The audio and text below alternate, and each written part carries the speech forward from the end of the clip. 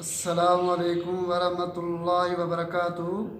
नाज़रीन, काफ़ी लोग हमसे सवाल करते हैं कि अगर मुक्तदी का वज़ू नमाज के दौरान टूट जाए जमात में तो मुक्तदी को क्या करना चाहिए। अगर इमाम का नमाज के अंदर इमामत के दौरान वज़ू टूट जाए, क्या इमाम को नमाज तोड़नी चाहिए या पूरी जमात को नमाज इमाम को तोड़वानी चाहिए। मैं इसी मसले की वजाहत आपके सामने करने जा रहा हूँ। अगर आप ये हमारा मसला सुनेंगे तो इंशाअल्लाह ताला आपके इल्म के अंदर भी इजाफ़ा होगा और हमारे लिए सदका जारी हो जाएगा। नाज़रीन, सबसे अव्वल इमामत जो है एक बहुत ही अहम ज़िम्मेवारी है।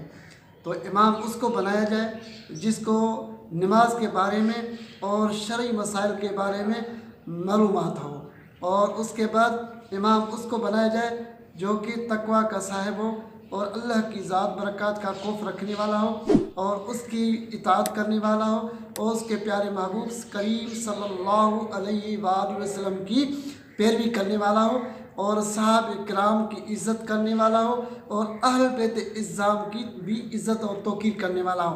नाज़रीन, अगर इस तरह का इमाम मस्जिद में नमाज़ पढ़ा रहा है तो सबसे अव्वल तो पहला मसला ये है कि उसको एक खलीफा बनाना चाहिए।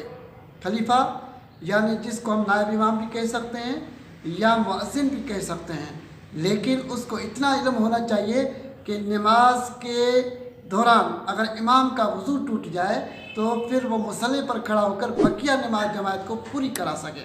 नाज़रीन, अगर मुक्तदी पीछे नमाज पढ़ रहा है, अगर मुक्तदी का वज़ू टूट गया है तो मुक्तदी को क्या करना चाहिए। जमात के अंदर मुक्तदी का अगर वज़ू टूट गया है, अगर वो पहली रकात में है या दूसरी रकात में मुक्तदी खड़ा है, अगर जिधर उसका वज़ू टूट गया, गैस खारिज हो गई, तो उसको वहाँ रुक जाना चाहिए और आगे उसको नमाज में बढ़ना नहीं चाहिए।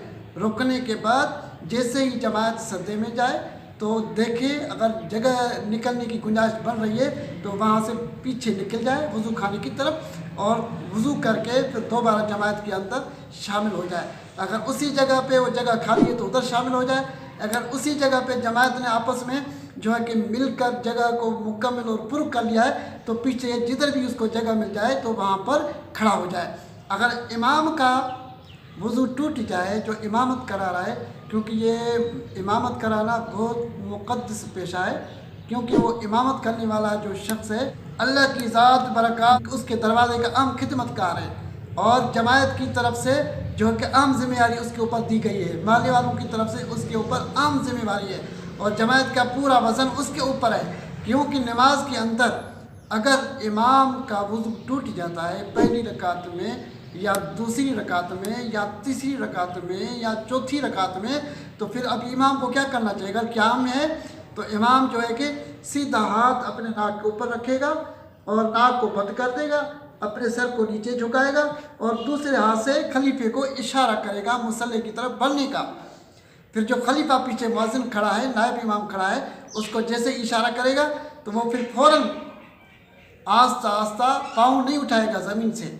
यह भी मसला उसको मालूमात में होना चाहिए कि जब इमामत के लिए खलीफा आगे बढ़ रहा है उसको पाँव ज़मीन से नहीं उठाना है, सबसे उसको पाँव ज़मीन के साथ टच रखना है और बिल्कुल पाँव को खाने का वक्त तरफ सीध में आस्ता आस्ता घसीटता हुआ खलीफा मुसल्ले की तरफ बढ़ जाए। फिर जिधर इमाम का वज़ू टूटा है, जिधर इमाम की नमाज फासिद हुई है, वहाँ से आगे फिर वो जो है कि नमाज को पढ़ाए और बकिया नमाज को मुकम्मल कंप्लीट कराए। फिर इमाम जो है कि वहाँ जो खलीफे की जगह थी वहाँ से जो कि पीछे निकल जाए और वज़ू खाने पर जाकर जो है कि वज़ू कर ले और वज़ू करने के बाद जमात के साथ शामिल हो जाए। यानी उसके बाद जो है कि बकिया जो नमाज है वो खलीफा मुकम्मल करा लेगा, फिर उसके बाद सलाम फेर देगा। ये था फ़िक़्ह हनफ़ी का ज़रूरी मसला जो कि हमने आपके सामने शेयर कर दिया। इंशाअल्लाह ताला अगर आप सुनेंगे तो आपके इल्म के अंदर भी इजाफ़ा होगा। अस्सलामु अलैकुम व रहमतुल्लाहि व बरकातहू।